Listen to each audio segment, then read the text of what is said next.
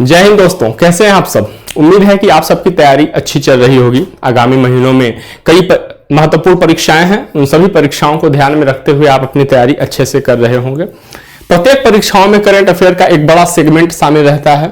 कई बार यह 40 प्रश्नों से अधिक भी पूछा जाता रहा है। तो इस डेली करंट अफेयर श्रृंखला को हम आगे बढ़ाते हैं प्रश्न के साथ।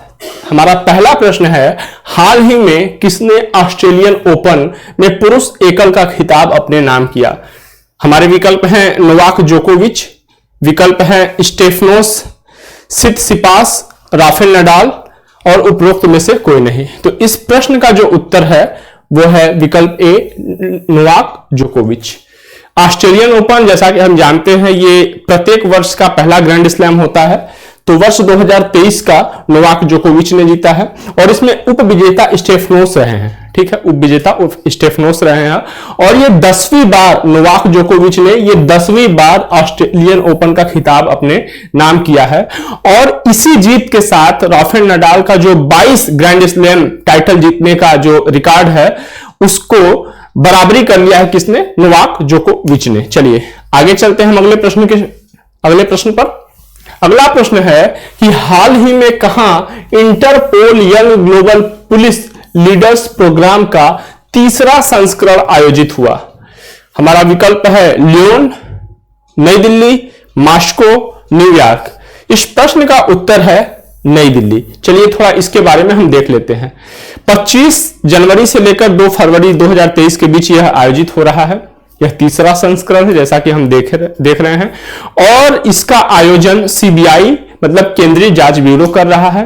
अगर हम इस कार्यक्रम के थीम की बात करें तो इसका थीम है ट्रस्ट और इसका जो प्रमुख उद्देश्य है सार्वजनिक पुलिस के साथ साथ अंतरराष्ट्रीय पुलिस बलों के बीच विश्वास पैदा करना। अगर हम इंटरपोल की बात करें तो इसका गठन 1900 या स्थापना 1923 में हुआ था। भारत सहित कुल 195 देश इसमें शामिल है, 195 देश शामिल है और इसका मुख्यालय कहां है, फ्रांस के लियोन में है। ठीक है, और भारत में सीबीआई इसकी सहयोगी एजेंसी है। चलिए आगे चलते हैं। अगला हमारा प्रश्न है, निम्नलिखित में से किसने home rule league of America की स्थापना की थी। हमारे विकल्प हैं बिपिन चंद्र पाल, बाल गंगाधर तिलक, लाला लाजपत राय, सोहन सिंह भाकना। तो इस प्रश्न का उत्तर है लाला लाजपत राय। ठीक है, अब हम लाला लाजपत राय के बारे में चूंकि प्रश्न इसलिए आया कि हाल ही जो 28 जनवरी रहा पिछला अभी जो बीता है वह 157th जयंती मनाई गई लाला लाजपत राय जी की। ठीक है, तो इनका जो जन्म हुआ था 1865 में पंजाब में हुआ था। लाला लाजपत राय जी को पंजाब केसरी या लायन ऑफ पंजाब के नाम से भी जानते हैं और लाल बाल पाल का ये जो त्रिमूर्ति था उसके एक महत्वपूर्ण सदस्य थे। बाकी के 2 सदस्य बिपिन चंद्र पाल और बाल गंगाधर तिलक थे। अगर हम बात करें इस संगठन की तो 1917 में इन्होंने न्यूयॉर्क में इस संगठन की स्थापना करी थी और 1921 में लाहौर में सर्वेंट ऑफ पीपल सोसाइटी की स्थापना करी थी। सर्वेंट ऑफ पीपल सोसाइटी, ध्यान रखिएगा। ठीक है, और 1928 में साइमन कमीशन के खिलाफ विधानसभा में इन्होंने प्रस्ताव पेश किया था। ठीक है, और इनकी अगर हम कुछ महत्वपूर्ण रचनाओं की बात कर ले तो the message of the Bhagavad Gita हो गया, अनहैप्पी इंडिया हो गया, young India the aspirations and the history of the nationalist movement from with in, ये इंग्लैंड डेब्ट टू इंडिया, ये सब इनकी महत्वपूर्ण साहित्यिक रचनाएं हैं। अगर हम इनकी मृत्यु की बात करें तो साइमन कमीशन के खिलाफ विरोध प्रदर्शन करने के दौरान 17 नवंबर 1928 को लाठी चार्ज के कारण इनको चोट लगी थी और इसके बाद इनकी मृत्यु हो गई थी। ठीक है, चलिए आगे चलते हैं हम अगले प्रश्न की ओर। अगला प्रश्न है, वर्ष 2023 में विश्व कुष्ठ दिवस की थीम क्या थी। हमारे ऑप्शन है beat leprosy, leprosy free world and leprosy with emotion, act now end leprosy. तो इस प्रश्न का जो उत्तर है थीम ये थी एक्ट नाउ एंड लेप्रोसी। अगर हम विश्व कुष्ठ दिवस के बारे में बात करें तो इस तिथि को फ्रांसीसी जो मानवतावादी थे राउल, इनके द्वारा महात्मा गांधी को श्रद्धांजलि देने के रूप में इस दिवस को चुना गया था, क्योंकि महात्मा गांधी ने कुष्ठ रोग के लिए बहुत काम किया था। ठीक है, तो यह कुष्ठ रोग दिवस जो है जनवरी माह के अंतिम रविवार को मनाया जाता है। अगर हम वर्ष 2023 में बात करें तो यह 29 जनवरी को मनाया गया। इसका थीम हमने देख ही लिया। ठीक है, और इसका जो मिशन है, कुष्ठ रोग मिशन सहित कुष्ठ और कुष्ठ केंद्रित जो प्रमुख गैर सरकारी संस्थाएं हैं उनके द्वारा यह आयोजित किया जाता है। अगर हम कुष्ठ रोग की बात करें तो ये एक उष्णकटिबंधीय रोग है जो लगभग 120 से अधिक देशों में होता है और हर साल 2 लाख से अधिक नए मामले इसमें शामिल होते हैं। अगर हम इसके प्रकृति की बात करें तो यह एक संक्रामक रोग है। ठीक है, और माइक्रोबैक्टीरियम लेप्री के कारण यह होता है। दुनिया भर में कुल जितने कुष्ठ रोग के मामले आते हैं लगभग 52% भारत में आता है और भारत की योजना है कि वर्ष 2027 तक भारत को कुष्ठ रोग से मुक्त किया जाए या कुष्ठ रोग का उन्मूलन कर दिया जाए। चलिए आगे चलते हैं अगले प्रश्न की ओर। अगला प्रश्न है, हाल ही में आयोजित पुरुष हॉकी विश्व कप 2023 का खिताब किसने जीता? हमारे विकल्प है जर्मनी, बेल्जियम, दक्षिण अफ्रीका, ऑस्ट्रेलिया। तो यह खिताब जर्मनी ने जीता, किसको हराकर? बेल्जियम को हराकर। ठीक है, भुवनेश्वर के कलिंगा स्टेडियम में ये फाइनल का मैच हुआ और 2023 का खिताब जर्मनी ने जीता। जैसा कि हम जानते हैं इस बार ओडिशा राज्य इसकी मेजबानी कर रहा था। चलिए अगला प्रश्न देखते हैं हम। हाल ही में किस राज्य सरकार द्वारा प्रवासियों का पहला सर्वेक्षण शुरू किया गया? ठीक है, विकल्प देखते हैं, महाराष्ट्र, झारखंड, तेलंगाना, दिल्ली। तो इस प्रश्न का उत्तर है झारखंड सरकार के द्वारा। ठीक है, इसका उद्देश्य क्या है? उद्देश्य यह है कि जो राज्य में प्रवासी हैं और उनके प्रवास का पैटर्न क्या है उसका एक मजबूत डाटाबेस तैयार किया जाए और उस डाटाबेस का इस्तेमाल करके एक राज्य स्तरीय नीति निर्माण किया जाए। और यह झारखंड के कितने जिलों में? 24 जिलों में यह सर्वे होगा। अगर हम झारखंड के बारे में थोड़ा बात कर ले तो वहां की राजधानी रांची है, मुख्यमंत्री हेमंत सोरेन है।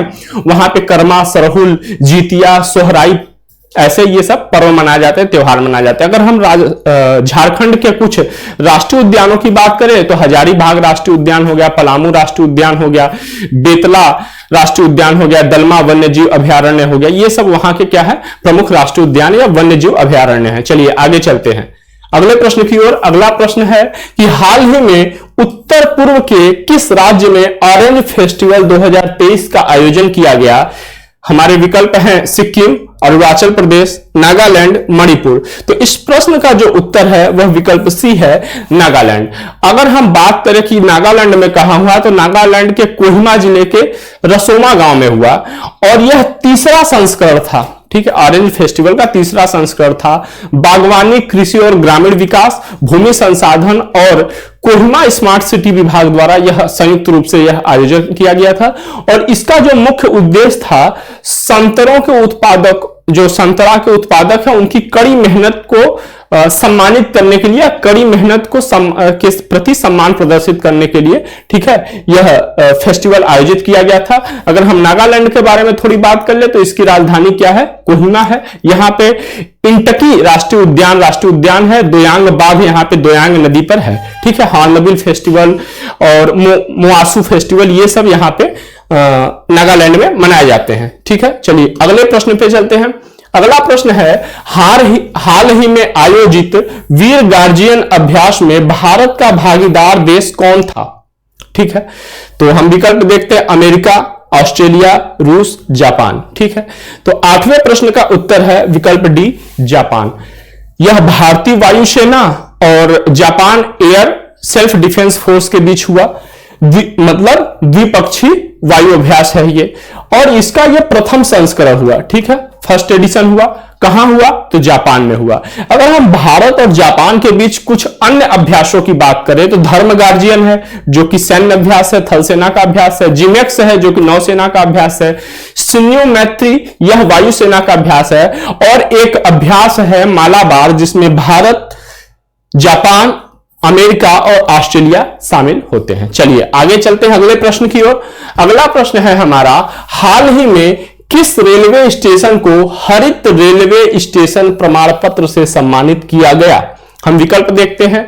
Visakhapatnam railway station, Guwahati railway station, Kozhikode railway station या उपरोक्त में से कोई नहीं। तो अगर हम इस प्रश्न का उत्तर देखें तो इस प्रश्न का उत्तर है विशाखापत्तनम रेलवे स्टेशन। ठीक है, और यह विशाखापत्तनम रेलवे स्टेशन को हरित संरचना अपनाने के लिए यह प्रदान किया गया। इंडियन ग्रीन बिल्डिंग काउंसिलिंग के द्वारा यह प्रमाण पत्र इसे प्रदान किया गया।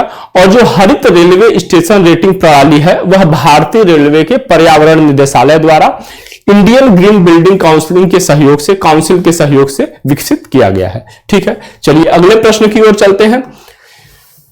हेप्टोरिनल संक्रमण से प्रभावित अंग है, इसका उत्तर आप हमें बताएंगे।